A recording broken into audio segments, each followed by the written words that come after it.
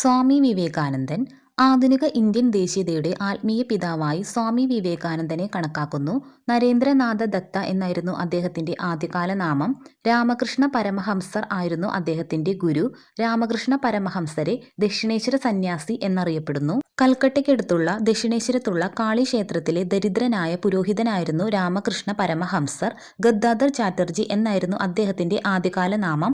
1897 സ്വാമി വിവേകാനന്ദൻ സ്ഥാപിച്ച രാമകൃഷ്ണ മിഷന്റെ ആസ്ഥാനം ബേലൂരിലാണ്. ഇന്ത്യയുടെ ദേശസ്നേഹ സന്യാസി എന്നും സ്വാമി വിവേകാനന്ദനെ കണക്കാക്കുന്നു. 1893 അദ്ദേഹം ചിക്കാഗോയിൽ നടന്ന മത പാർലമെന്റിൽ പങ്കെടുത്തു. ചിക്കാഗോ മതസമ്മേളനത്തിലെ പ്രസംഗത്തിന് ശേഷം അമേരിക്കൻ ജനത സ്വാമിയെ വിശേഷിപ്പിച്ചത് ചക്രവാത സദൃശ്യനായ ഹിന്ദു എന്നാണ്.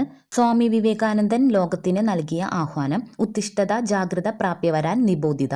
സംഘടനാ ശക്തിയാണ് അതിന്റെ രഹസ്യം അച്ചടക്കത്തിലാണ് എന്ന് പറഞ്ഞത് സ്വാമി വിവേകാനന്ദൻ. കേരളത്തെ ഭ്രാന്താലയം എന്ന് വിശേഷിപ്പിച്ച സാമൂഹിക പരിഷ്കർത്താവ് സ്വാമി വിവേകാനന്ദൻ. ഇന്ത്യൻ ദേശീയ പ്രസ്ഥാനത്തിന്റെ ആത്മീയ പിതാവെന്ന് സ്വാമി വിവേകാനന്ദനെ വിശേഷിപ്പിച്ചത് സുഭാഷ് ചന്ദ്രബോസ്. ഐറിഷ് വനിതയായ സിസ്റ്റർ നിവേദിത വിവേകാനന്ദന്റെ ശിഷ്യയായിരുന്നു. സിസ്റ്റർ നിവേദിതയുടെ മുൻ പേര് മാർഗരറ്റ് എലിസബത്ത് നോബിൾ എന്നായിരുന്നു. സിസ്റ്റർ നിവേദിതയുടെ പ്രശസ്തനായ ഒരു ശിഷ്യനായിരുന്നു സുബ്രഹ്മണ്യ ഭാരതി. ഓടി വിളയാട് പാപ്പ എന്ന പ്രശസ്ത കവിത സുബ്രഹ്മണ്യ ഭാരതിയുടേതാണ്.